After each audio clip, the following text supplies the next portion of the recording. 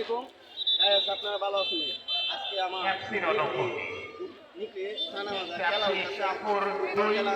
অন্যদিকে দিনের ক্রীড়া চক্র হচ্ছে গরিব পরিসংখ্যান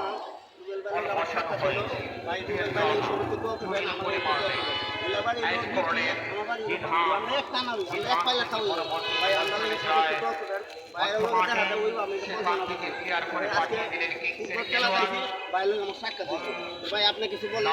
আসসালামু আলাইকুম, আশা করি আপনারা সবাই ভালো আছেন।